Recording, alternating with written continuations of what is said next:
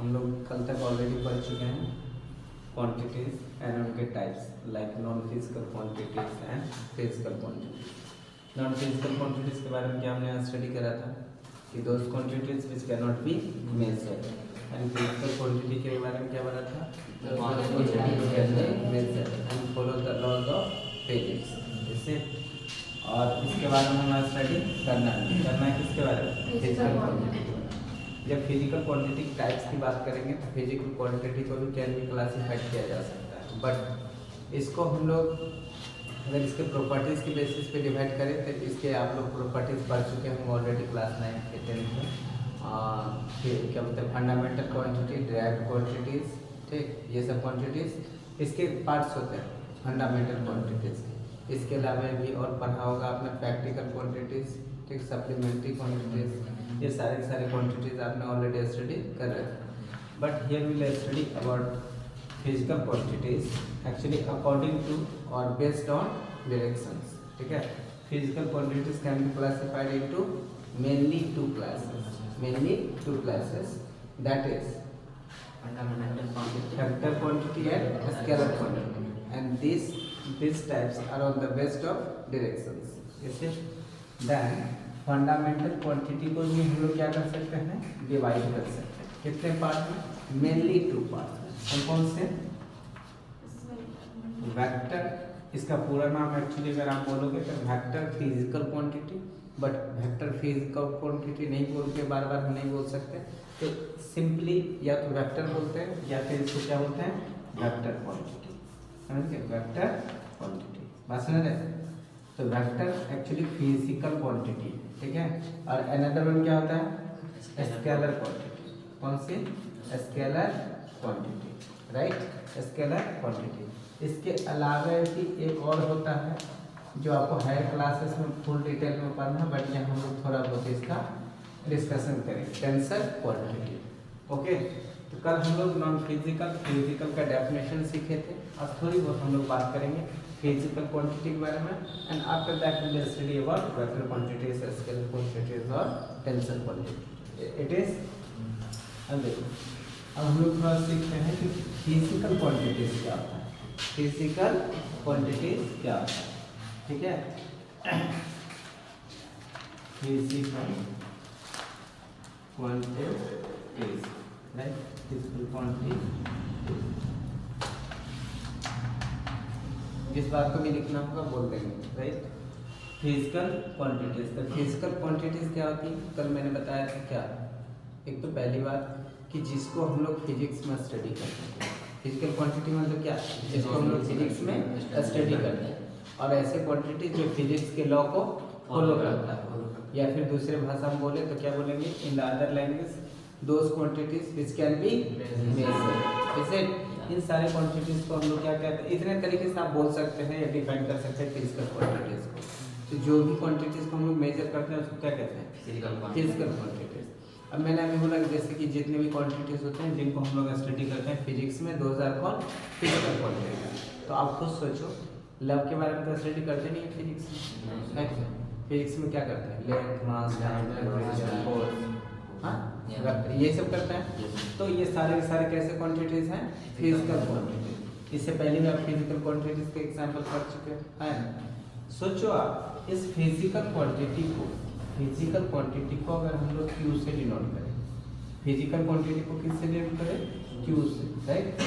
अगर हम लोग किसी भी फिजिकल क्वांटिटी को क्यू से डिनोट करें, नंबर फर्स्ट, एंड अगर हम लोग नंबर को, किस चीज़ को, नंबर, ठीक है, कोई भी फिजिकल क्वांटिटी है तो उसमें नंबर इन्वॉल्व होगा। अगर नंबर को हम लोग एन से डिनोट करें, एंड थर्ड वन अगर यूनिट को अगर यू से डिनोट करें, यूनिट को किससे डिनोट करें, यू से, in that case every physical quantities can be written in the form of, जितने भी फिजिकल क्वांटिटी होते हैं, देखो इसे कैसे लिख सकते हैं, physical quantity.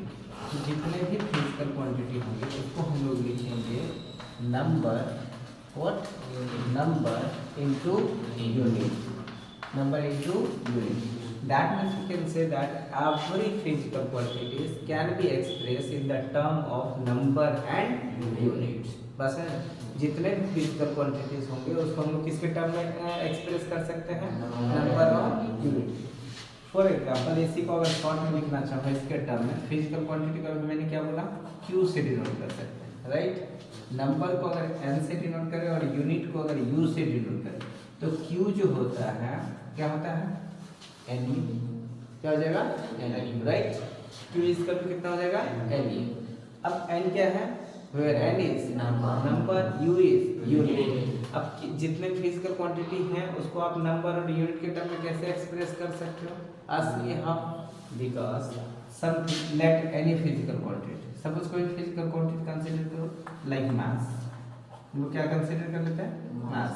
Mass is what, mass is what, physical quantity, because mass is can be measured। Rice, हम लोग दुकान पे जाते हैं तो दुकान पे राइस लेने जाते हो ना, क्या करते हो आप, मास ही लेते हो ना। राइस पे क्या लेते हो, मास लेते हो, वेट लेते हो, मास या वेट, क्या लेते हो, राइट का मास लेते हो, वेट लेते हो, बताओ वेट लेते हो। अभी तक आप लोगों को मास और वेट में डिफरेंस नहीं पता है, वेट एंड मास, राइट। अब देखो अभी मास वेट लेके आएगा दुकान से, गया राइस लेने और वेट लेके आएगा। फिजिक्स पढ़ रहे हो अभी तक, आपको वेट और मास में डिफरेंस नहीं पता। Weight means what, weight means क्या होता है, वेट का मतलब, वेट मीन्स वजन। In the language of physics weight means types of force, that is force of gravity. ये वेट क्या होता है, फोर्स ऑफ ग्रेविटी का नाम है। इसका डेफिनेशन क्या पढ़े थे कि the force exerted by the earth on any other object towards its centre which is called weight. पसंद है, किसी भी ऑब्जेक्ट, ये ऑब्जेक्ट है, अर्थ इस ऑब्जेक्ट को जिस भी फोर्स से अपने सेंटर के टुवर्ड्स अट्रैक्ट करता है उसी को हम क्या कहते हैं, वेट करते हैं। एंड मास क्या होता है, quantity content in a body, ठीक है, quantity content in a body, पसंद है, quantity content in a body is called mass. For example अब देखो इसकी बात करेंगे, इसकी बात करेंगे तो ये क्या चीज़ है, चौक। ये चौक मिला है कि किस चीज़ से मिलके बना हुआ, तो देखो ये छोटी छोटी पार्टिकल से मिलके बना, जिन चीज़ों से मिलके बना उसकी क्वांटिटी को हम लोग क्या बोलते हैं, मास। बट इस चीज़ को अगर यहाँ रख दिया जाए तो नीचे एक फोर्स लगेगा, कौन लगाएगा, ग्रेविटी। किस चीज़ की वजह से फोर्स लगता है, इसके मास की वजह से, इसके मास की वजह से। तो इसके मास की वजह से जो भी फोर्स इसमें लग रहा है, राइट, इसके मास की वजह से जो भी फोर्स लग रहा है, यानी कि अर्थ जो भी फोर्स इसको अटैक कर रहा है, उस फोर्स को क्या बोलते हैं हम लोग, क्या बोलते हैं, वेट। बात समझ रहे हैं। तो अब अगर आप किसी क्या नाम है राइस की दुकान पे जाओगे तो आप वहाँ राइस का वेट थोड़ा, फोर्स उठा के थोड़ा लेंगे जिस फोर्स को अटैक कर रहा है, राइट। आप क्या लेके आओगे, मतलब कि राइस की क्वांटिटी को लेके आओगे, है कि नहीं, तो दैट इज राइस लेके आओगे, तो आप राइस की मास लेके आते हैं, राइट। बट वेट क्यों बोलते हैं, क्योंकि हम लोग जो बैलेंस करते हैं 1 kg या 2 kg 3 kg जो भी आप राइस मतलब कि मेजर करते हो या फिर उससे बाई करते हो, जो भी परचेज करते हो, तो आप वो जो राइस परचेज कर रहे हो उस परचेज करने के लिए जो हम लोग उसको वेट करते हैं, आई मीन उसको बैलेंस करते हैं, उसको करने के लिए हम लोग हेल्प किसका लेते हैं, वेट का। किसका लेते हैं, वेट का। आपने देखा होगा कि जो बैलेंस होता है उन लोगों के पास कुछ ऐसा, आजकल तो इलेक्ट्रिक बैलेंस हो गया, ऐसे सोचो इनके पास ऐसा कुछ रहता होगा, ऐसा, ठीक ना, बैलेंस वाला ऐसे ही रहता था ना। इसमें क्या करता, तुम्हें 1 kg राइस चाहिए तो एक साइड क्या करता था वो 1 kg का ऐसे वो बाट आता है ना, ठीक ना, वो इस पर रख देता होगा, राइट। तो ये देखता होगा कि कुछ नीचे आ जा रहा होगा, नीचे क्यों आ रहा है, नीचे क्यों आ रहा है, मास की वजह से। बट एक्चुअली इसमें मास जैसे ही रखे तो अर्थ इसको क्या किया, 1 kg का मतलब है कि 10, बताओ 10 न्यूटन फोर्स से इसको डाउनवर्ड अटैक कर रहा है, जिसकी वजह से खींच लिया इसको, है कि नहीं। अब क्या करते हैं, सोचो अब दोनों को बराबर करना है, इन दोनों को क्या करना है, एक लाइन में लाना है, बराबर करना है। इसमें थोड़ा सा चावल दिए बराबर नहीं हुआ, और चावल दिए बराबर नहीं हुआ, और चावल दिए तो बराबर नहीं हुआ। जब फाइनली कितना ये फोर्स से अट्रैक्ट करेगा इसको, 10 न्यूटन फोर्स से जब अट्रैक्ट करेगा इसको, इस ये वाला बैलेंस में, उस केस में इसमें जो मास होगा वो मास कितना kg का होगा, 1 kg का। बस तो ये जो हम लोग फोर्स, ये जो फोर्स है 10 न्यूटन, 10 न्यूटन, ये बैलेंस होता है तो मास उतना ही आता है जितना कि इधर मास है। समझ में आ रहा है? हम लोग इस वेट का हेल्प लेते हैं क्या करने के लिए, क्या करने के लिए, मास को मेजर करने के लिए, राइट। इसका मतलब ये नहीं होता कि ये 10 न्यूटन फोर्स लेके आ जाते हैं, एक्चुअली आप राइस का क्वांटिटी लेके आते हैं, and that is called mass. And have you understand about between the mass and weight, मास और वेट में डिफरेंस समझ में आ रहा है? तो सपोज कि मास है, ठीक है, तो मास आप जब लाने चाहोगे किसी, मान लो कि किसी की जनरल स्टोर पे गए राइस लेने, राइट, तो राइस लोगे तो उसे क्या कहोगे, भाई साहब हमको 5 राइस दे दीजिए, क्या कहोगे? दुकानदार भी कंफ्यूज, 5 राइस कौन लेता है कि नहीं, क्या बोलोगे? भाई साहब हमको 5 राइस दे दीजिए, वो लगा कि 5 राइस कौन लेता है यार, बोला ना हमको 5 राइस ही चाहिए, 5 राइस दीजिए, तो क्या करेगा, काउंटिंग करेगा ना, 1 2 3, पहली बात तो देगा ही नहीं, कहेगा पागल हो गया। फिर बाद में थोड़ा बहुत सोचे तो ज़्यादा से ज़्यादा उसको समझ में, अच्छा पूजा पाठ के लिए दे देगा, 5 राइस चावल देगा, ठीक है, इसलिए एक दो थोड़ा सा ऐसे उठा के दे दिया। फिर बोलेगा अरे ये क्या कर रहे हो आप, मुझे 5 राइस चाहिए, ठीक ना। अब आप उन्हें बोलने की कोशिश कर रहे हो 5 kg, बट आप सिर्फ क्या बोल रहे हो उसे 5। तो अगर 5 केवल बोल देते हो आप, तो इससे सामने वाला पूरा क्लियर नहीं होता है कि उसे 5 राइस का मतलब क्या कह रहा है, 5 kg चाहिए, 5 ग्राम चाहिए, जो भी चाहिए उससे क्लियर नहीं हो रहा है ना, आपको कितना राइस चाहिए, बस समझ में, 5 कहने से क्लियर नहीं हो रहा है। बट अगर इसी में आप kg लगा देते हैं, क्या लगा देते हैं 5 kg, तो 5 kg जैसे बोलते हैं उसको कंप्लीट मीनिंग समझ में आ जाता है कि 5 kg मतलब कितना वो मेरे से राइस मांग रहा है, राइट है ना। तो kg आप केवल और केवल इस 5 को हटा दो, सिर्फ बोलो kg दे दो, ठीक ना, राइस kg दे दो, ठीक ना, तो ज़्यादा से ज़्यादा वो क्या समझेगा, 1 kg की बात कर रहा है, कितना की बात कर रहा है, 1 kg दे देगा। बोले अरे यार मुझे राइस kg में चाहिए, kg राइस दो, ठीक ना, तब पर भी उसे क्लियर नहीं होगा, क्योंकि आपको 10 kg चाहिए, आप सिर्फ kg कर रहे हैं, बस समझ रहे। अब 10 नहीं बोल रहे हैं तो पर भी प्रॉब्लम है, सिर्फ बोल रहे हैं kg राइस दे दो, समझ में आ रहा है।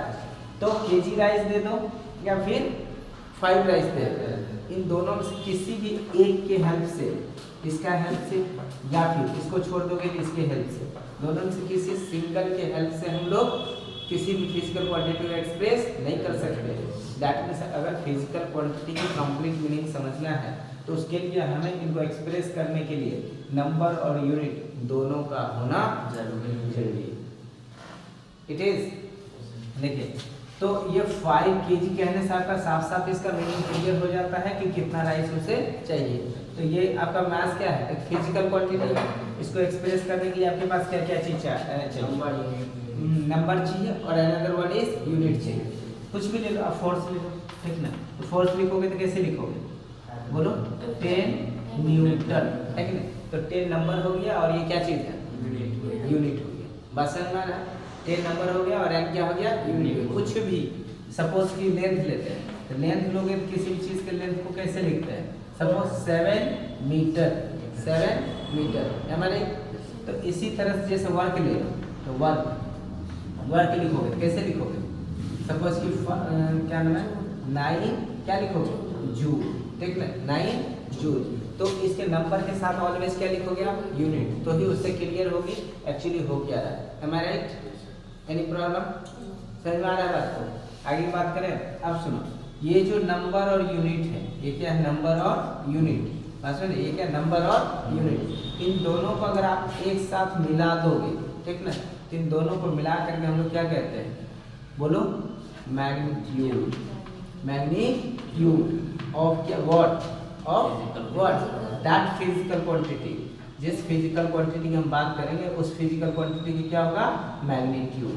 बात समझ में आ रहा है, फिजिकल क्वांटिटी, उस फिजिकल क्वांटिटी की क्या होगा, मैग्नीट्यूड। मतलब नंबर और यूनिट को क्या बोलेंगे हम लोग, उस फिजिकल क्वांटिटी की मैग्नीट्यूड। इज दैट क्लियर, समझ में आ रही है, इसमें कोई प्रॉब्लम है, समझ में आ गया। नंबर और यूनिट को क्या बोलोगे, मैग्नीट्यूड। सपोज देखो अगर हम लोग लिखते हैं मास लिखे हैं 5 kg, 5 kg क्या हो गया, 5 kg क्या हो गया, मैग्नीट्यूड। 7 मीटर क्या हो गया, मैग्नीट्यूड। 9 जूल क्या हो गया, मैग्नीट्यूड। 10 न्यूटन क्या हो गया, मैग्नीट्यूड। एक्चुअली मैग्नीट्यूड का मतलब होता है जिससे, ठीक ना, हम ये बता सके कि any quantity is how much greater than another quantity. बात समझ रहे? मैग्नीट्यूड क्या बताता है? Magnitude of a physical quantity tells us first quantity और some quantity is how much greater than और less than any other quantities. For example अगर मैं बात करूँ, सपोज मतलब कि कोई भी बॉडी है, एक बॉडी है ए और एक दूसरी बॉडी है क्या चीज़ बी। एक बॉडी है ए और अनदर बॉडी क्या है बी, राइट?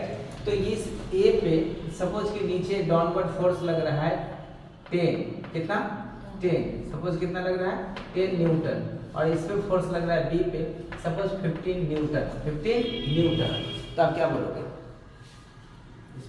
कौन सा ज़्यादा है? बी में ज़्यादा है, क्योंकि दोनों का नंबर और यूनिट सेम है। तो अब ज़्यादा है कम है, दोनों में से किसके वजह से बता रहे? मैग्नीट्यूड की वजह से, राइट? मैग्नीट्यूड सिर्फ हमें ये बताता है ये उससे कितना ज़्यादा है या फिर कम है, बस ना, लेस या मोर, बस इतना ही हमें बताता मैग्नीट्यूड। एक बात और, अगर सिर्फ और अगर आप नंबर को बोलते हो मैग्नीट्यूड, सिर्फ और सिर्फ किसको बोलेंगे? नंबर को बोलेंगे, तो उस केस में भी प्रॉब्लम होगा। पूछो कैसे? सपोज कि एक हमने वायर ले लिए, ठीक है? कोई भी मान लो कि एक दो थिंग्स हैं, उसका लेंथ है वायर है, ठीक है? वायर मान लो नाम रखते हैं उसका ए और अनदर वायर क्या है बी। एक की लेंथ है 7 मीटर, एक का लेंथ कितना है 7 मीटर, दूसरे का लेंथ है 6 सपोज कि 601.7 मीटर, ठीक है? 6 मीटर मतलब इसको सेंटीमीटर ले लो, बस में कितना ले लेते हैं सेंटीमीटर। अब पूछेगा कि दोनों में कौन बड़ा है, क्या बोलोगे? कौन बड़ा है? ए बड़ा है। अब देखो एक का आंसर आ गया बी, एक का आंसर आ रहा है ए। इससे क्या बोल रहे हैं? इसमें तुरंत सबका आंसर सही आ रहा था, इसमें क्या आ रहा है? सबका आंसर क्या आ रहा है? किसी का कुछ आ रहा है कि एक ने बोल दिया बी बड़ा है, एक बोल रहा है कि ए बड़ा है। अब नंबर को देख के बोल दिया, ठीक ना? जबकि सही मायने में अब गौर से देखो, और ये कंफ्यूजन किसके वजह से हुआ? ये केवल और केवल इस यूनिट की वजह से हो रहा है। ये जो मीटर है और यहाँ पर ये क्या है सेंटीमीटर, है ना, राइट? तो सेंटीमीटर और किसके वजह से सेंटीमीटर, इन दोनों की वजह से आपको कंफ्यूजन हो रही है कि कौन सा ग्रेटर है और कौन सा लेस है। ओके, देखो इसमें जो है अब इसको कंपेयर करना है तो क्या करना पड़ेगा? दोनों की यूनिट को क्या करना पड़ेगा? सेम करना पड़ेगा, राइट? दोनों की यूनिट को क्या करना पड़ेगा? सेम। तो ये मीटर है, या तो इसे मीटर में बदल लो या फिर इसे सेंटीमीटर में बदल लो। तो 1 metre is equal to how much centimetre? 100 centimetre. इसको 100 से मल्टीप्लाई करोगे कितना हो जाएगा? 700 वाट, बताओ सेंटीमीटर। इधर है 601, यानी कि 601 पॉइंट कितना 7 बोलो सेंटीमीटर। अब देख लो दोनों कौन सा बड़ा है? ए बड़ा है ना? ए इज ग्रेटर देन बी, बात समझ रहे? तो अब अगर तुम्हें यूनिट सेम ना रहे तो ऊपर भी आपको कंपेयर करने में प्रॉब्लम होगी, बात समझ? नंबर अगर डिफर हो उससे भी प्रॉब्लम। अब सोचो इसका नंबर छोटा है और इसका नंबर क्या है बड़ा, तो क्या इसे बड़ा बोल सकते हैं? इसका यूनिट बड़ा है और इसका यूनिट छोटा है, तो क्या आप इसे बड़ा बोल सकते हो? नहीं बोल सकते, है कि नहीं? उसके लिए हमें दोनों का नंबर और यूनिट दोनों को ही देखना होता है, बात समझ रहे? क्योंकि दोनों रहेगा तो ही आप कंपेयर कर पाओगे। क्या केवल नंबर से आप कंपेयर कर सकते हो? सिर्फ मैं बोल दूं कि 7 है और ये कितना है 601 है, तो आप मैंने यूनिट बताया 1 मीटर है, सेंटीमीटर क्या है, तो क्या आप कंपेयर कर लोगे? नहीं कर सकते। केवल मीटर बोलते, सेंटीमीटर बोलते, और नंबर बोले नहीं इधर कितना 7 है, 8 है, 10 है, क्या तो ऊपर भी आप कंपेयर कर सकते हो? नहीं। तो कंपेयर करना है कि one quantity is how much less और more than another quantity is then. क्या चाहिए हमें उसके लिए?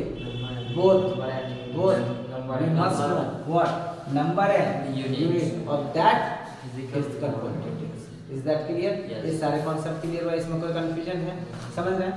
तो कोई भी फिजिकल क्वांटिटी होता है वो ऑलवेज एक्सप्रेस किए जाते हैं किसके टर्म में? नंबर और यूनिट के टर्म में। Any problem? ठीक, मिटा दें। अब देखो अब क्या है कि नाउ आपको जो सीखना है वो क्या सीखना है बताओ? Relation between what? Relation between number and unit. Relation between R of the B means relation between and this number and unit. Relation between number and unit. Number और यूनिट के बीच में रिलेशन क्या होता है? राइट। इस relation को समझने के लिए पहले आप सबको बच्चे से याद होना चाहिए और होगा भी सबको। मिली सुना आपने, centi, deci, right, metre, deca, deca, उसके बाद हेक्टो, उसके बाद किलो, राइट। ये सब ऑलरेडी आप स्टडी कर चुके हैं जूनियर क्लास में। अब देखो ये जो मीटर है इसके जगह बोलो ग्राम बोल सकते हो, इसके जगह आप क्या बोल सकते हो, लीटर बोल सकते हो। क्या बोल सकते हैं, इसके जगह क्या बोल सकते हैं, लीटर, ठीक है। क्या बोल सकते हैं, लीटर। Any problem? इसका एक और स्पेलिंग होता है इस तरह से भी, लीटर, राइट। लीटर बोल सकते हैं। ये तीनों का आप यूज कर सकते हैं, है ना। कैसे बोलोगे, milli, centi, decimetre, deca, hecto, kilometre. और अगर ग्राम की बात करें तो milli, centi, decimetre, deca, hecto, kilometre, right. Litre की बात करें तो milli, centi, deci, litre, deca, hecto, kilometre. अब इसके हेल्प से आप जानते हो कि अगर हम लोग यहाँ इस बॉटम से जब ऊपर ट्रैवल करते हैं तो क्या करते हैं हम लोग, मल्टीप्लाई करते हैं। और इससे जब डाउनवर्ड आते हो तो क्या करते हैं बताओ, डिवाइड करते हैं। बस है, ये मल्टीप्लाई का साइन है ना कि क्रॉस किया हुआ, इधर डिवाइड होता है। क्या होता है, डिवाइड। Any problem? अब सपोज नंबर और यूनिट में क्या रिलेशन है, इस रिलेशन को समझने से पहले हम लोग एक एग्जाम्पल लेते हैं, right. First of all we understand example, ठीक है। और उस इलस्ट्रेशन को समझने के बाद हम लोग समझेंगे किस चीज को, बोलो कि रिलेशन बिटवीन नंबर और यूनिट क्या होता है। और देखो एक एग्जाम्पल में क्या लेते हैं हम लोग, एक मास ले लेते हैं। क्या लेते हैं, मास, राइट। मास में क्या लेते हैं हम लोग, 15 kg ले लेते हैं। क्या ले लेते हैं, 15 kg। Any problem? कुछ भी लो, छोटा सा ही नंबर लो, 7 kg ले लो। कितना ले लो, 7 kg। Any problem? क्या लिया हमने, 7 kg। अब मैं बोलूँ कि इस 7 kg को आप kg यहाँ पर है, हेक्टोग्राम में चेंज करो। हेक्टोग्राम में चेंज करने के लिए बताओ कितना हो जाएगा hectogram, 70 what hectogram, right, hectogram, ठीक है। अच्छा सबसे पहले तो मुझे ये बताओ, इतने यूनिट में, ये जो आपने यूनिट का सीरीज देख रहे हो, इसमें से सबसे बड़ा कौन, किलो, किलो, किलो। और सबसे छोटा मिली, मिली। मतलब आप क्या देख रहे हो, जैसे जैसे आप अपवर्ड डायरेक्शन जा रहे हो तो यूनिट तुम्हारी क्या हो रही, डिक्रीज। और जैसे जैसे डाउनवर्ड डायरेक्शन में आ रहे हो ऊपर से तो क्या हो रहा है, क्या हो रहा है, इंक्रीज हो रही है, राइट। 7। अब बात करो कि अब किलो को किस में चेंज, हेक्टर का आपने चेंज कर दिया। अब इसी 7 kg को किस में चेंज करो, बोलो जल्दी, डेका में। किसमें, डेकाग्राम में। कितना हो जाएगा बताओ, 700 what Deka what gram, decagram, right. उसके बाद इसी 7 kg को आप किस में चेंज करो, ग्राम में। कितना हो जाएगा बोलो, 7000 ग्राम। इसे अब इसी तरह से आप क्या ढेर सारे लिख सकते हैं, हाँ। अगर आप गौर से इसको अगर स्टडी करोगे, ठीक है, आप अगर क्या में इसे स्टडी करोगे तो आप क्या देखोगे कि ये जो नंबर है, number what are you saying, increase कर रहा है, नंबर इज इंक्रीजिंग। बट आप इसकी बात करोगे किसकी, यूनिट की, यूनिट क्या हो रहा है देखो, राइट। यूनिट क्या हो रहा है, डिक्रीज कर रहा है। क्या, सबसे बड़ा केजी एंड देन हेक्टोग्राम, उससे क्या छोटा, उससे भी छोटा डेकाग्राम, उससे भी छोटा ग्राम। तो व्हाट आर यू सेइंग कि नंबर जो है क्या हो रहा है, इंक्रीज कर रहा है, व्हाइल यूनिट इज डिक्रीज। और मैंने ऐसा बताया था, आपको याद होना चाहिए, जब डायरेक्टली और इनवर्सली प्रोपोर्शन बताया था, इसमें बताया था जब एक क्वांटिटी इंक्रीज करती है दूसरी क्वांटिटी डिक्रीज करती है, तो ऐसे केस को हम लोग क्या बोलते हैं, इनवर्सली प्रोपोर्शनल। और ये आपका क्या चीज है, नंबर। ये क्या है आपका फिजिकल, ये क्या है, फिजिकल क्वांटिटी, राइट। उस फिजिकल क्वांटिटी में 7 क्या है, नंबर। मतलब ये वाला सीरीज क्या है, नंबर। और ये वाला सीरीज क्या है आपका, यूनिट, राइट। ये वाला सीरीज क्या है, यूनिट। Any problem? तो नंबर और यूनिट में क्या रिलेशन है, इनवर्सली प्रोपोर्शनल। दैट मीन क्या रिजल्ट के तौर पे रिलेशन क्या है या रिजल्ट्स के हैं, इन दोनों के बीच में रिजल्ट्स क्या लिख सकते हैं, दोनों के बीच में क्या रिलेशन होगा, ये जो नंबर होता है, ये नंबर क्या होता है, ये जो नंबर होता है बोलो इनवर्सली प्रोपोर्शनल होता है किसके, यूनिट के। किसके हो जाता है, यूनिट के। और जब इन्वर्सली प्रोपोर्शनल था, इसको मैंने लिखा, याद करो आपको मैंने सिखाया था, कितना हो जाएगा, इससे मल्टीप्लाई करके एन यू इक्वल टू एक कांस्टेंट लगाते हैं। जब इस प्रोपोर्शनैलिटी के साइन को अगर रिमूव करते हो तो क्या लगाते हो, कांस्टेंट के, राइट। तो n u is equal to कितना हो गया, के। Is that clear, any problem, समझ में आ रही है बात।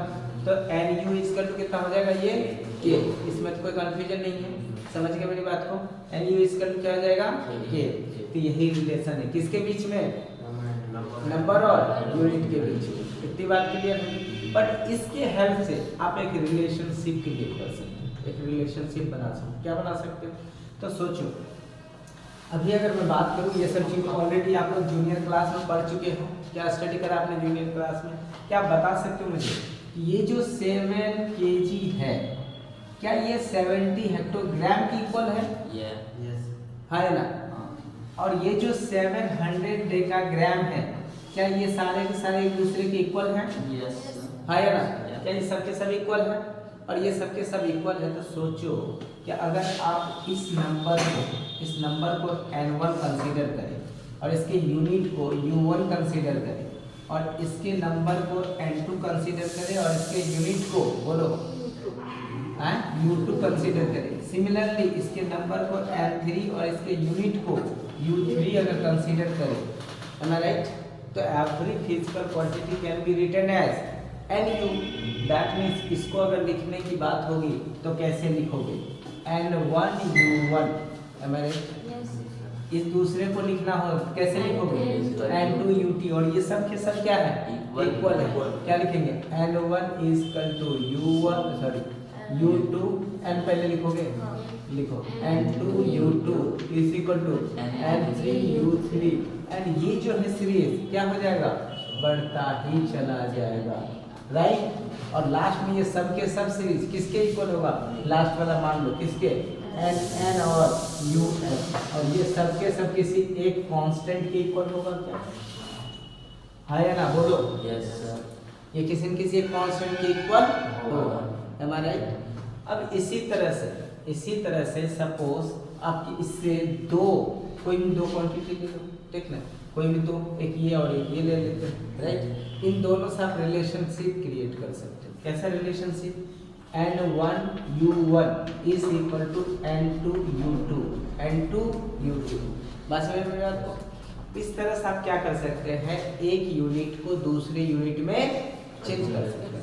इसके हेल्प से आप क्या कर सकते हो, एक यूनिट को दूसरे यूनिट में चेंज कर सकते हो। इसके हेल्प से क्या कर सकते हैं, एक यूनिट को दूसरे यूनिट में चेंज कर सकते हो। कैसे, सपोज कि कितना है, n1 इज इक्वल टू कितना हो जाएगा बताओ, बोलो n2 u2 बाय कितना u1, राइट। ये u2 था ना, n2 u2 बाय u1।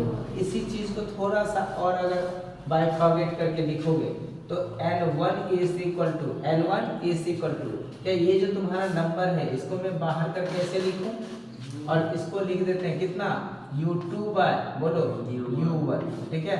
इस तरह से करके भी आप इसको अरेंज कर सकते हैं। सब तो एक ही चीज है, बट इसको हम लोग यूज कैसे करें, यूनिट को कन्वर्ट करने के लिए कैसे यूज करें। तो सबसे पहले आप एक चीज जानो कि जो फोर्स होती है उस फोर्स की क्या यूनिट होती है बताओ तुम। फोर्स जो है, इस फोर्स की यूनिट क्या होती है, फोर्स की यूनिट क्या होती है बताओ तुम, न्यूटन, राइट। फोर्स की यूनिट क्या होती है, न्यूटन। आपने सीधा सीधा बोल दिया कि फोर्स की यूनिट कितनी होगी, न्यूटन, बट इतना ही काफी नहीं है, ठीक। इसके अलावा अगर मैं बोलूँ कि सबको ये न्यूटन को फंडामेंटल यूनिट के टर्म में बताओ तो क्या बोलोगे, ये जो न्यूटन है इसको फंडामेंटल यूनिट के टर्म में अगर मैं पूछूं बताने के लिए क्या बोलोगे, बोलो। कितने बच्चों को पता है कि न्यूटन को फंडामेंटल यूनिट के टर्म में कैसे लिख सकते हैं, बोलो। देख लो क्या कर रहे केजी मीटर पर सेकंड स्क्वायर, केजी मीटर पर सेकंड स्क्वायर। अब इसको ऐसे सोचो, F इज इक्वल टू बताओ कितना होता है, m राइट। और ये क्या m क्या है, मास है, तो मास का यूनिट बताओ केजी। एक्सेलरेशन का यूनिट बताओ मीटर पर सेकंड स्क्वायर, राइट। अब इसी चीज को हम लोग बोलते हैं न्यूटन। इस चीज को क्या बोलते हैं? न्यूटन। समझ रहे मेरी बात को? इसमें कोई दिक्कत? अब देखो यही जो फोर्स है, ये जो फोर्स है आपका, इस फोर्स का सीजीएस यूनिट क्या होता है? सीजीएस यूनिट क्या होता है? अब देखो ये जो फोर्स है, इस फोर्स की ये यूनिट हम लोग लिखे हैं। किसका यूनिट लिखे हैं? फोर्स का। अब इसी फोर्स का सीजीएस यूनिट की बात करेंगे तो जो ये क्या चीज है?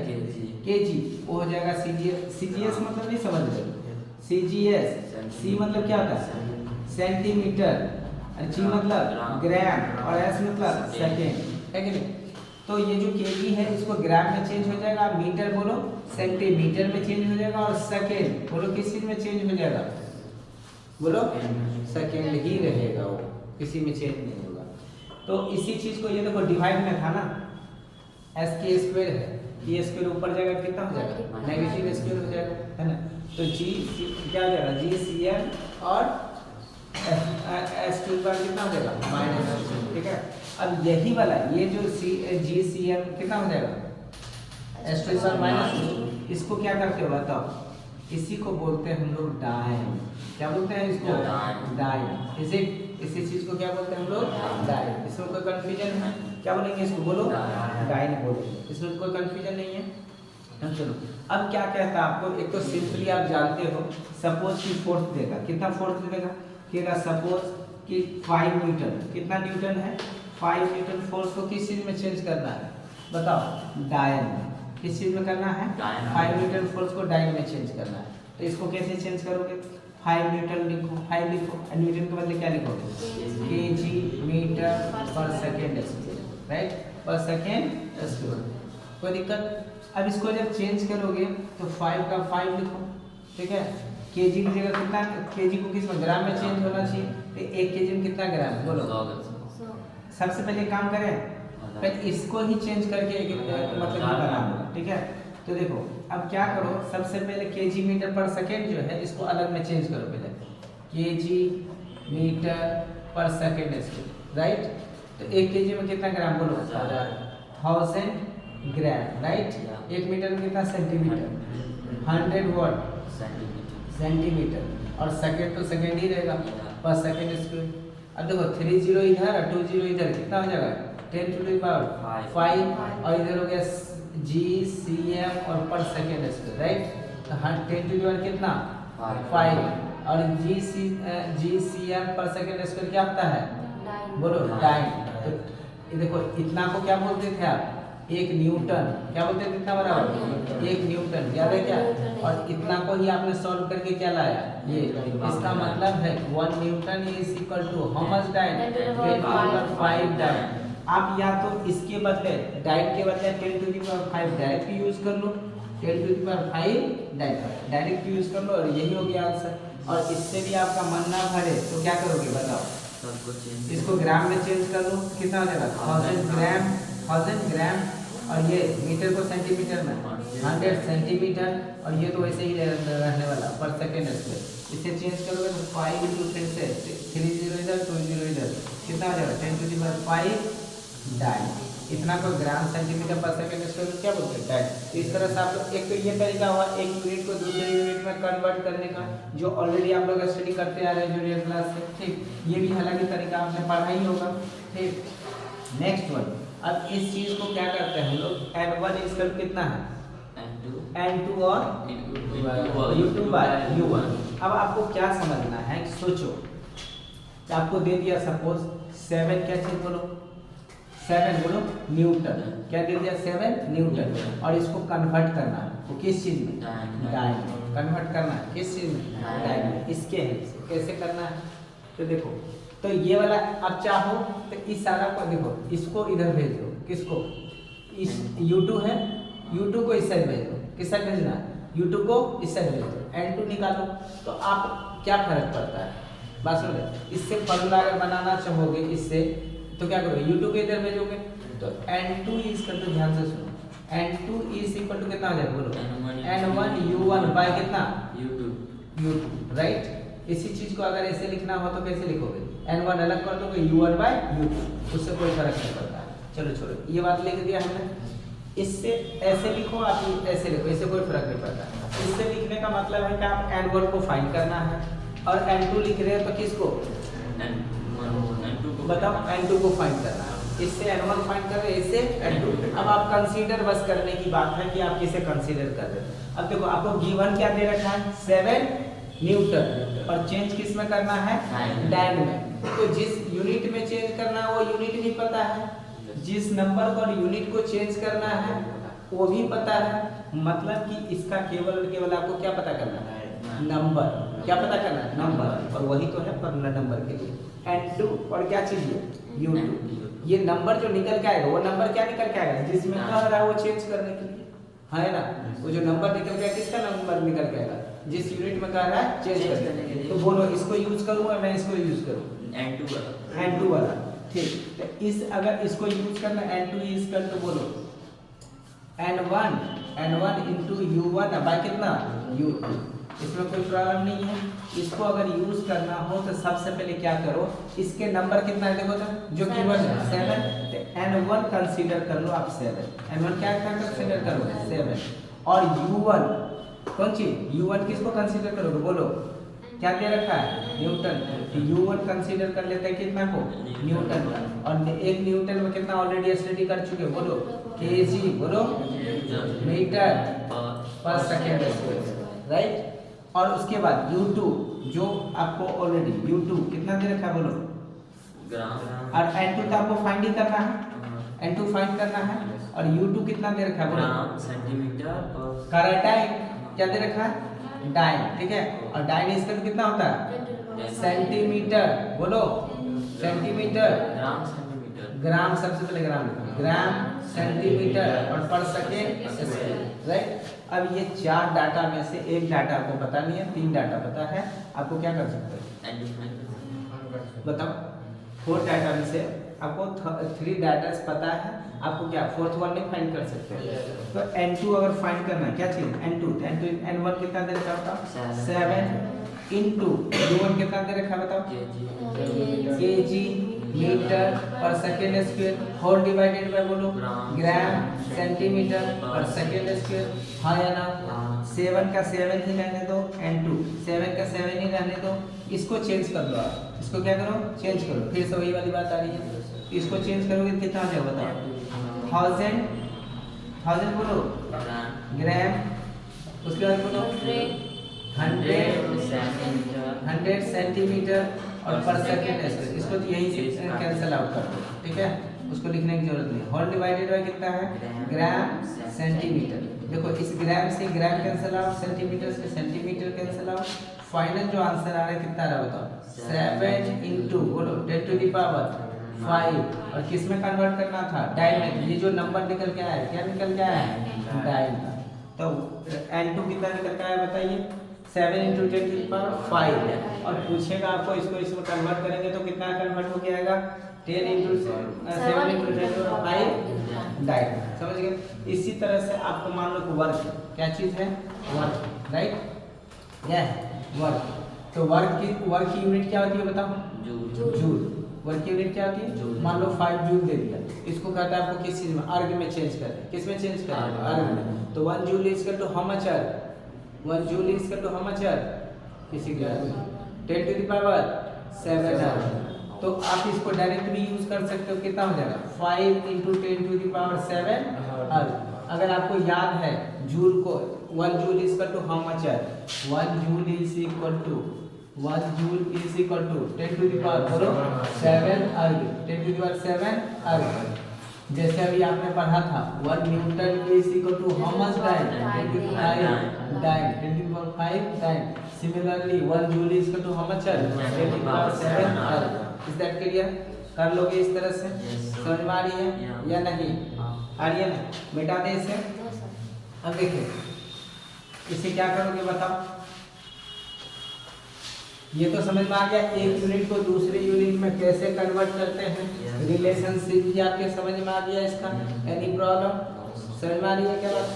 देखो अब आगे जो बात करने वाले हैं हम लोग, इसकी बात किसी कंफ्यूजन है बोलो जल्दी, नहीं है ना किसी को कंफ्यूजन। नेक्स्ट वन क्या है बताओ। नेक्स्ट वन ये जानो कि क्वेश्चन आपसे एक क्वेश्चन है, ठीक है, पूछे क्वेश्चन आपको है कि सपोज अब फिजिकल क्वांटिटीज, अब फिजिकल कोई भी फिजिकल क्वांटिटीज क्यू से डिनोट कर लो, फिजिकल क्वांटिटीज कोई भी फिजिकल क्वांटिटी क्यू से डिनोट कर दो। अब फिजिकल क्वांटिटी है तो ये इसमें बताइए नंबर भी होगा और क्या होगा, यूनिट भी होगा, है ना, because every physical quantity can be express in the term of number and unit, is it. तो ये जो नंबर और यूनिट में इसको क्या करते हैं, एक्सप्रेस करते हैं। तो एक फिजिकल क्वांटिटी नंबर भी इन्वॉल्व होता होगा उसमें और यूनिट भी इन्वॉल्व होता है। तो सोचो कि क्वेश्चन आपसे पूछा जा रहा है कि एक फिजिकल क्वांटिटी है जिसका नंबर क्या हो रहा है, इंक्रीज कर रहा है, जिसका नंबर क्या कर रहा है, इंक्रीज कर रहा है। सपोज कि क्वेश्चन ऐसे है, सुनो, if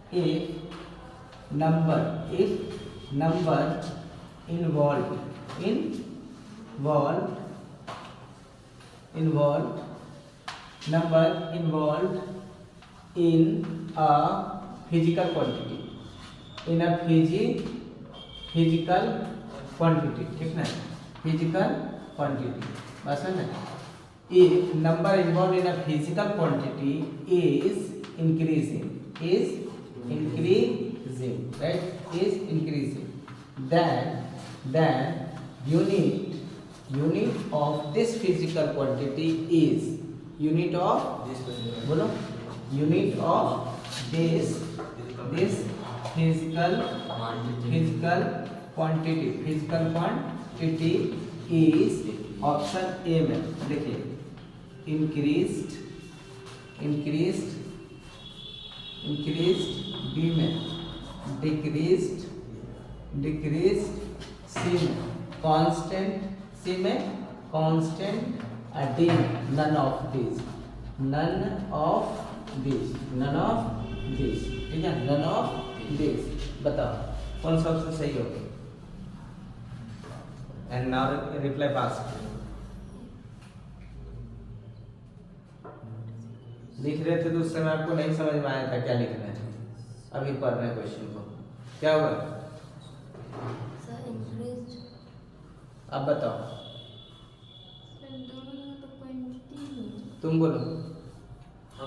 हाँ क्या होगा, decrease is the right answer. Class में नींद में मत रहा करो, ठीक ना, आँख कान नाक सब कुछ खोल करके और क्लास में बैठा करो आप लोग, नहीं देख रहे। If number involve in a physical quantity, और दोनों जगह क्या है, क्वांटिटी ही लिखा हुआ है ना। लड़कियों को कुछ नहीं कर सकते हम लोग, दुनिया चांद पे जा रहा है, सारी लड़कियां मंगल पे पहुंच गई है और ये लोग इन बैठे गए, ठीक है, इनको अभी तक हर जगह क्वांटिटी ही नजर आ रहा है। बताइए इतना बड़ा क्या में कितना वर्ड यूज है, 1 2 3 4 5 इतने वर्ड में सारा जगह क्वांटिटी ही नजर आया है। Correct, the number involve in a physical quantity, ठीक है, इज क्या हो रहा है, इंक्रीजिंग, राइट। इसका क्या मतलब, कोई भी फिजिकल क्वांटिटीज है उसमें जो नंबर इन्वॉल्व है वो क्या हो रहा है, इंक्रीज कर रहा है। Then the unit of this physical quantity is, इस फिजिकल क्वांटिटी का यूनिट क्या करेगा, इंक्रीज करेगा, डिक्रीज करेगा, फिर कांस्टेंट रहेगा। अभी तुरंत मैंने पढ़ाया है, क्या पढ़ाया मैंने बताइए, कि number is inversely proportional to unit के, और इनवर्सली प्रोपोर्शनल क्या मतलब होता है, नंबर इंक्रीज करेगा तो यूनिट डिक्रीज करेगा, और यूनिट डिक्रीज करेगा तो नंबर इंक्रीज करेगा। मैंने क्या बोला, नंबर इंक्रीज कर रहा है इस फिजिकल क्वांटिटी का तो यूनिट क्या होगा, डिक्रीज करेगा। और इतनी सी बात याद नहीं होती है, 2 मिनट पहले ही बताया मैंने। ये बात समझ में आया, इस तरह से क्वेश्चन पूछेगा बता दोगे, इसमें कोई कंफ्यूजन। एंड नाउ इस physical quantity, now we have to study the types of physical quantity on the based of directions, is it. तो ये जो फिजिकल क्वांटिटी है, इस फिजिकल क्वांटिटी को डायरेक्शंस के बेस पे मेनली कितने पार्ट्स में डिवाइड किए गए, 2। कौन कौन से, vector physical quantity that is also known as a vector quantity, that is simply called vector, is it। and second one is scalar quantities, second one is बोलो आप क्या होता है, scalar quantities, right, that is also called scalar physical quantity and simply we called it scalar, is it। but after these two quantities, physical quantities, there is another physical quantities, that is tensor. That is tensor physical quantity, is it? But इसके बारे में detail में आप higher classes में study करोगे. Here we will definition, we will define it and get some knowledge about what tensor quantity, is it? सबसे पहले हम लोग सीखते हैं कि वेक्टर क्वांटिटी क्या होती है, या नहीं तो सबसे पहले क्या करो, स्केलर को सीखो. इसके बारे में स्टडी करना नहीं है, ठीक, स्टडी इसके बारे में करना है. तो हम लोग सबसे पहले इसके बारे में सीखेंगे, फिर इसके बारे में सीखेंगे, and after that we will study about vector quantity. Why? क्योंकि इन दोनों का स्टडी करना नहीं है, स्टडी हमें किसके बारे में करना है, वेक्टर क्वांटिटी. सबसे पहले इसके बारे में सीखेंगे. स्केलर क्वांटिटी क्या कहता है? अभी आपने फिजिकल क्वांटिटी के बारे में पढ़ा. तो फिजिकल क्वांटिटी क्या होता है? सुनो, फिजिकल क्वांटिटी के बारे में तो आप बहुत अच्छे से सुनते आ रहे हो, है ना? और इतना बताने के बावजूद भी नहीं समझ में आता है, तो उसमें क्या कर सकते हैं? क्या बात कर रहे हैं हम लोग? फिजिकल क्वांटिटी के बारे में पढ़ा कि नहीं? तो स्केलर क्वांटिटी एक क्या होता है? Types of physical quantity. किसका टाइप्स होता है? फिजिकल क्वांटिटी का टाइप्स. किसका टाइप्स होता है? फिजिकल क्वांटिटी का टाइप्स, राइट? इस टाइप्स में इसका जो प्रॉपर्टी होता है, जो डिफाइन करता है इस चीज को, उसके लिए कह रहा है कि कोई भी फिजिकल क्वांटिटी ले लो, कोई भी फिजिकल क्वांटिटी, उसका क्या नाम होना चाहिए बताइए? बताओ.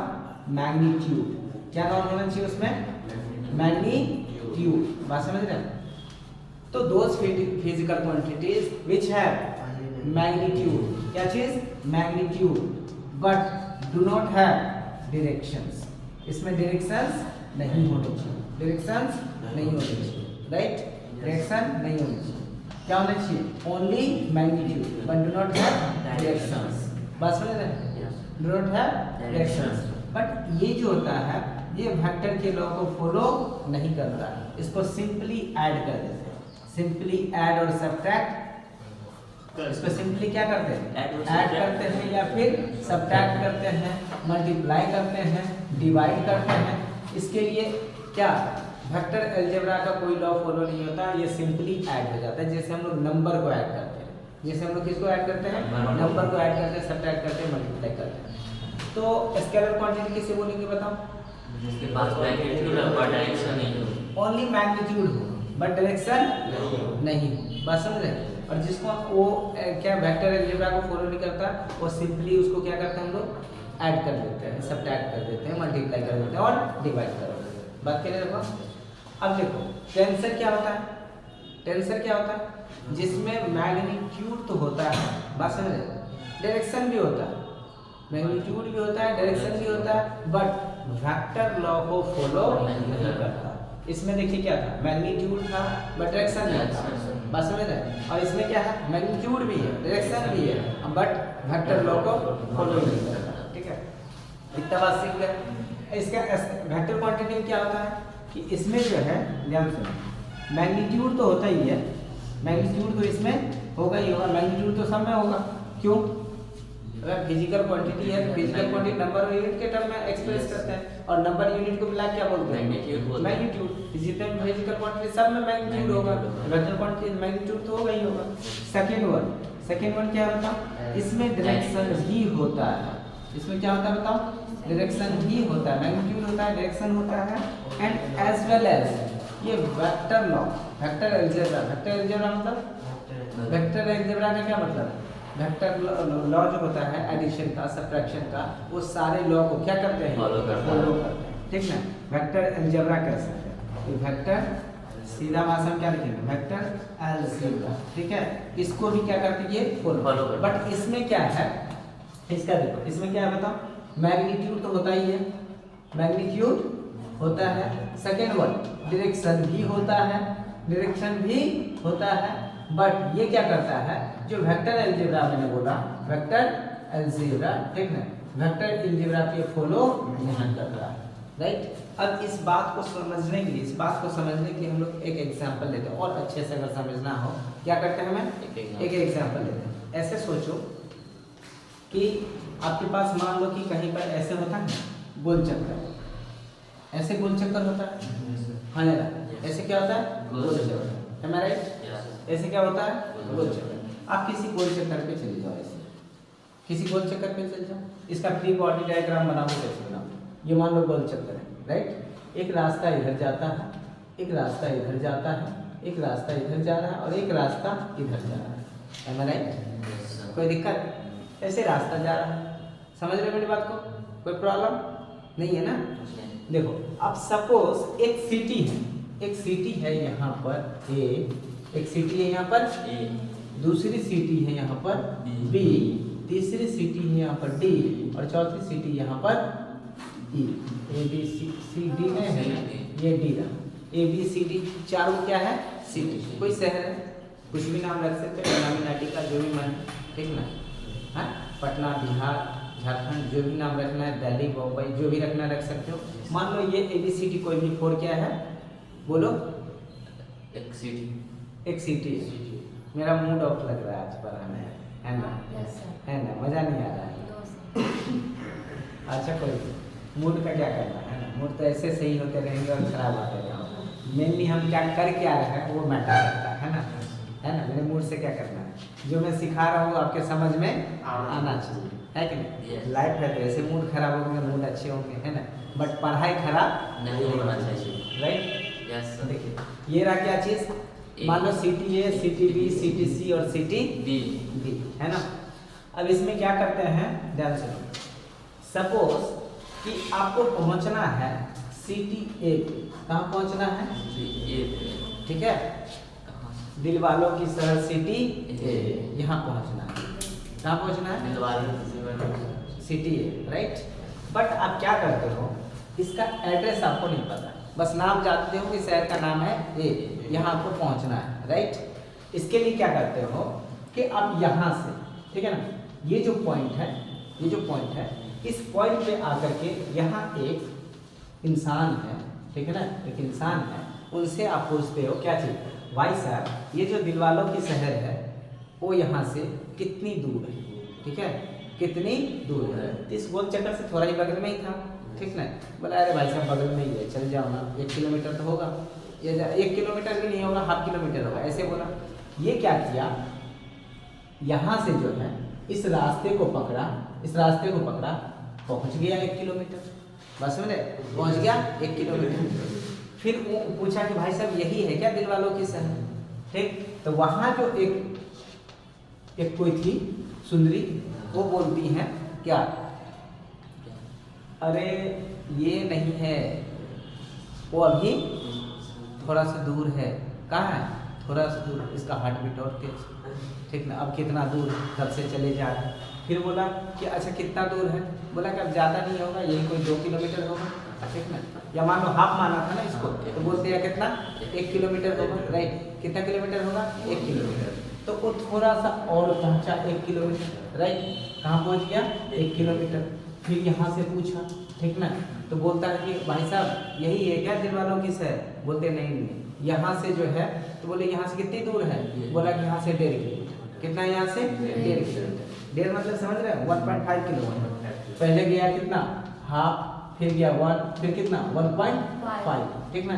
तो वो थोड़ा सा उसका दिमाग खुला, जैसे वो 1.5 किलोमीटर डिस्टेंस ट्रेवल किया, उसका दिमाग क्या हुआ, खुल गया। उसको अचानक से समझ में, अरे यार ये तो डिस्टेंस इंक्रीज कर रहा है। डिस्टेंस क्या हो रहा है?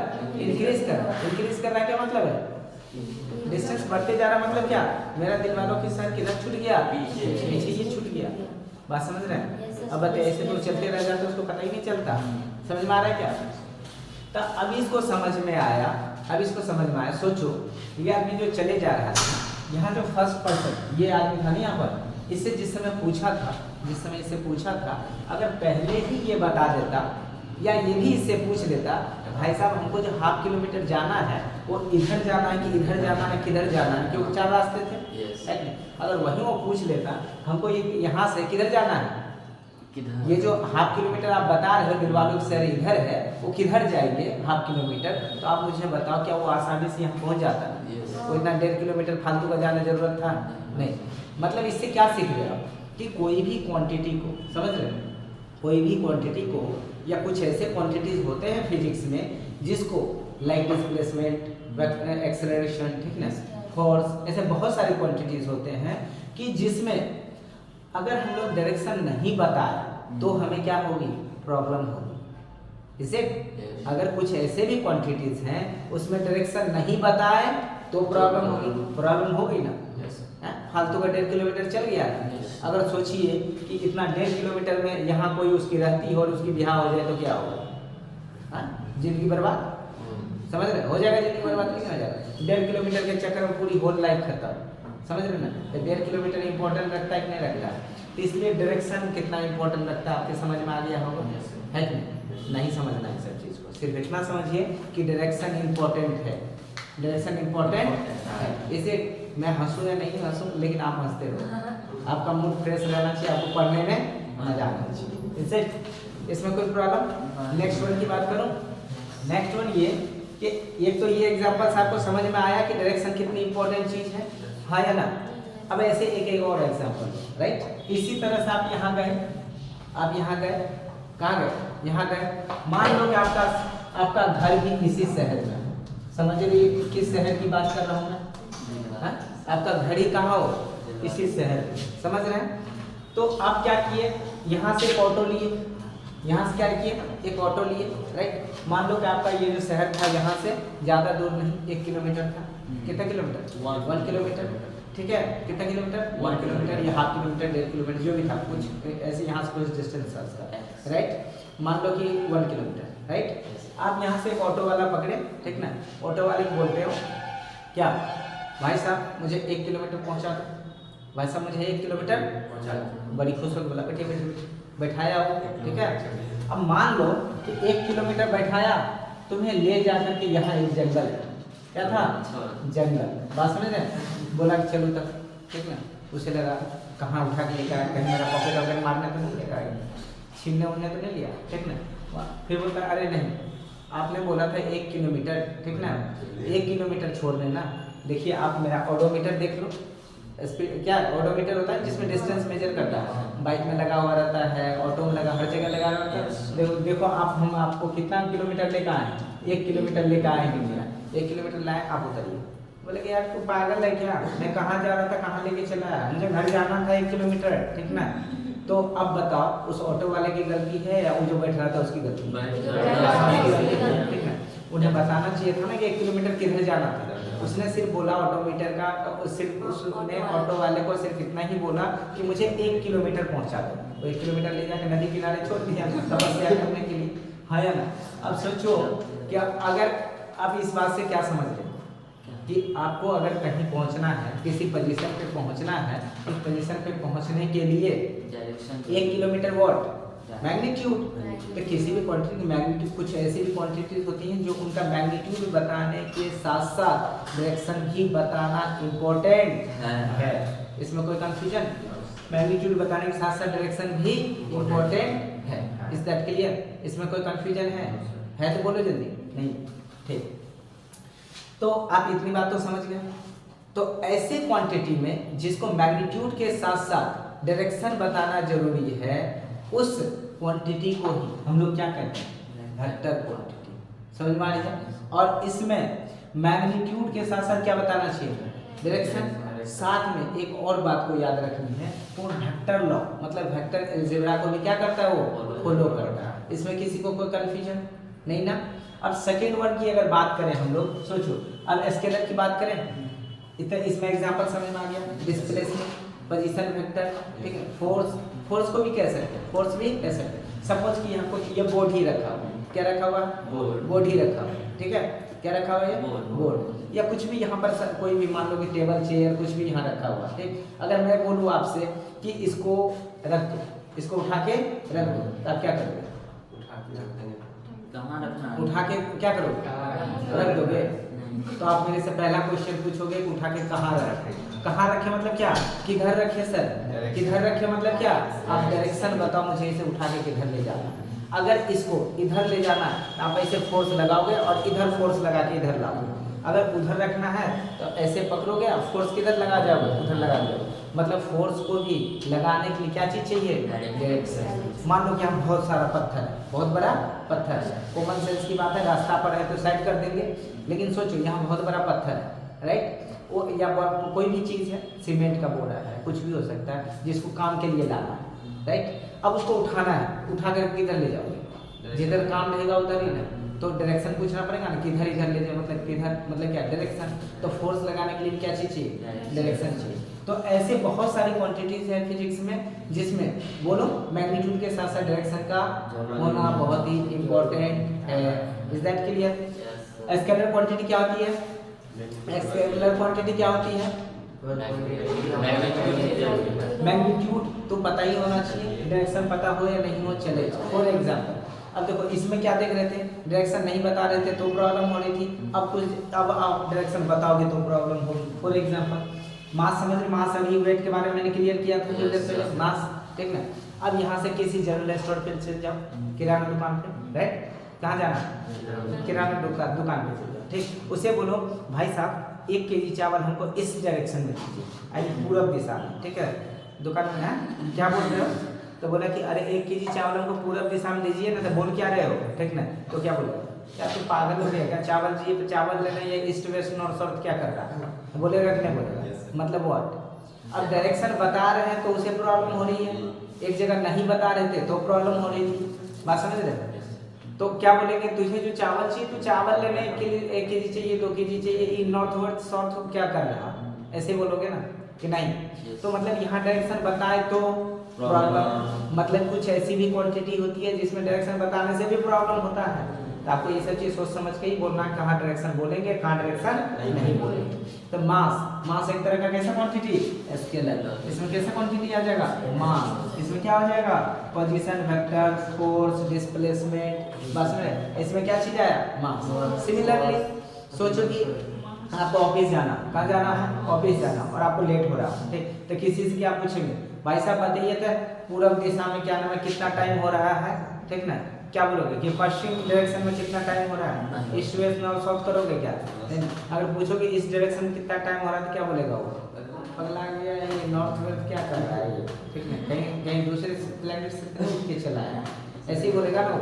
तो इस तरह से वहाँ डायरेक्शन बता रहे तो प्रॉब्लम, मतलब यहाँ डायरेक्शन से काम नहीं चल, डायरेक्शन की कोई जरूरत नहीं है, केवल और केवल हम लोग मैग्नीट्यूड बोल देते हैं, 5 kg चावल दे दीजिए, साफ क्लियर मीनिंग हो जाता है 5 kg चावल की बात कर, कह देते टाइम कितना हो रहा है, इसी से वो समझ जाता है 2:05 तो क्लियर हो जाता है, 2:05 ईस्ट वेस्ट बोलने की जरूरत नहीं पड़ती। तो टाइम भी यहाँ केवल मैग्नीट्यूड बताने से पता चल रहा है, तो टाइम भी क्या हो गया, क्या हो गया, एक स्केलर।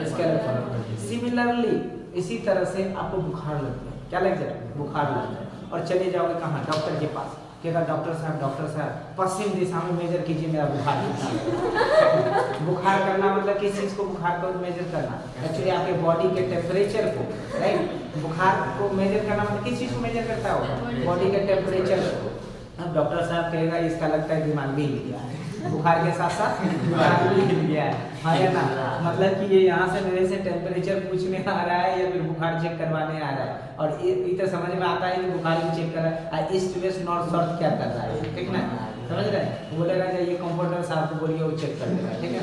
अब कंपाउंडर साहब को जाकर बोलिए ईस्ट के जगह बोलिए कंपाउंडर साहब को नॉर्थ डायरेक्शन में मेरा तनिक बुखार चेक कीजिए, तो ठीक ना, वो कहेगा सही है इसका दिमाग, ठीक ना, समझ रहे हैं, समझ रहे हैं। अब उसका झूठे से बुखार चेक करने के मुझे भेज देगा आपको थिएटर रूम में, समझ रहे हैं, समझ रहे हैं।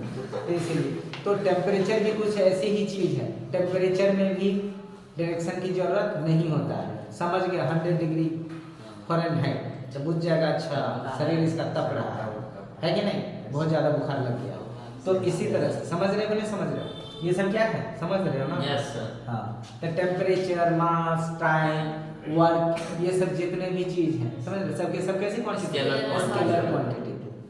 अच्छा, इलेक्ट्रिक करंट के बारे में क्या बोलोगे, अब इलेक्ट्रिक करंट में देखिए डायरेक्शन भी होता है, मैग्नीट्यूड भी होता है, तो क्या बोलोगे, वेक्टर बोलोगे, स्केलर बोलोगे, क्या बोलोगे, टेंसर बोलोगे। अब देखो टेंसर के बारे में क्या बोला, मैग्नीट्यूड भी रहेगा, डायरेक्शन भी रहेगा, बट क्या करेगा, वेक्टर को क्या करेगा, फॉलो नहीं करेगा। इसमें क्या था, मैग्नीट्यूड था बट डायरेक्शन नहीं था, इसमें डायरेक्शन है मैग्नीट्यूड है बट वेक्टर लोग को बस फॉलो नहीं कर रहा। तो इलेक्ट्रिक करंट की कुछ ऐसी ही क्वांटिटी है, बात समझे, क्या होगा उसमें डायरेक्शन भी है, मैग्नीट्यूड भी है, बट वेक्टर लोग को फॉलो नहीं कर रहा। कहने का मतलब मान लो यहाँ से एक तार वहाँ पर जोड़ दो, राइट, इसमें 5 एम्पर करंट जा रहा है, एक इधर से वायर को ऐड कर दो, ठीक है, इससे मान लो 2 एम्पेयर का करंट इसे पास कर रहा है, और एक तीसरा इधर है एक वायर, ठीक है। तो पूछेंगे इससे कितना करंट पास कर रहा है, तो कितना बोलोगे पता है? 7 एम्पियर। कितना एम्पियर? 7। अब बताओ यही फोर्स रहता, अगर बोलते कि यहाँ एक पॉइंट है, इस पे मान लो कि 5 न्यूटन का फोर्स लग रहा है, इस पे कितना बोलो 2 न्यूटन का फोर्स लग रहा है, ऐसे बस कहेंगे इसका रिजल्टेंट कितना आएगा, बस समझ रहे। इस पे नेट फोर्स कितना लगेगा, तो नेट फोर्स इस पे केवल 7 न्यूटन नहीं आएगा। नेट फोर्स इस पे 7 न्यूटन नहीं आएगा। क्या बात समझ में आ रहा है? नेट फोर्स इस पे 7 न्यूटन नहीं आएगा। बात क्लियर हो रहा है? कुछ और नहीं करके आएगा, बट यहाँ पर देखिए 7 सीधा सीधा, तो इस पे 7 क्यों नहीं आएगा? क्योंकि इसको वेक्टरली ऐड करना पड़ेगा, वेक्टर क्वांटिटी, और इसको स्केलरली ऐड करते हैं, बस है। मतलब इसमें वेक्टर अलजेब्रा की कोई जरूरत नहीं। तो ये जो इलेक्ट्रिक करंट होता है, इलेक्ट्रिक करंट क्या होता है बताइए? टेंसर क्वांटिटी का। क्यों? तो मैग्नीट्यूड भी होता है, डायरेक्शन भी होता है, बट वेक्टर अलजेब्रा को फॉलो नहीं करता, and that's why electric current is a tensor quantity. But कभी कभी क्वेश्चन में आपको कंफ्यूज कर देगा। क्या कर देगा? कंफ्यूज कर देगा। बात समझ रहे? जब सोचो आप कि जब अपने पास टेंसर था ही नहीं, तब तक इलेक्ट्रिक करंट क्या था? जब टेंसर था ही नहीं, टेंसर के बारे में पता ही नहीं था, तब तक इलेक्ट्रिक करंट को क्या समझते थे? Scalar quantity. क्या समझते थे? Scalar quantity. सिमिलरली आप सोचो क्वेश्चन क्या पूछेगा, इलेक्ट्रिक करंट, सुनो इलेक्ट्रिक क्वेश्चन, इलेक्ट्रिक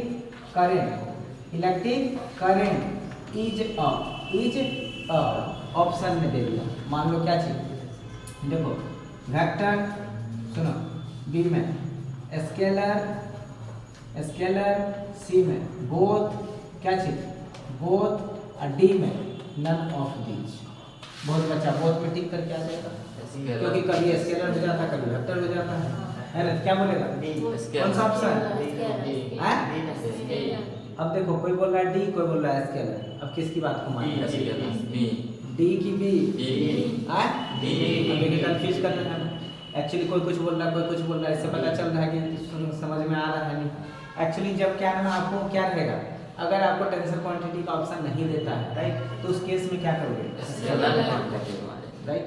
बट अगर ऐसा ऑप्शन दे दे, क्वेश्चन सेम रहेगा, ऑप्शन चेंज कर दे, वेक्टर बी में स्केलर, ठीक है, सी में टेंसर, ठीक ना, और डी में ऑल ऑफ दीज, तो क्या करोगे? ऑल ऑफ दीज में टिक कर दोगे। क्या करोगे? टेंसर। यहाँ अगर टेंसर का ऑप्शन दे रहा है तो अप्रोप्रिएट आंसर टेंसर है, टेंसर में मारेंगे। और यहाँ पर अगर नहीं कुछ ऑप्शन सुना है ना, नहीं से कुछ वाला, something is better than nothing, तो यहाँ वही है। नहीं है तो क्या करेंगे? स्केलर से काम चला लेंगे, स्केलर में टिक करेंगे। बात क्लियर हो गया? आज का लेक्चर यही खत्म करें, ठीक है, बाकी कल करते हैं शॉर्ट पाई।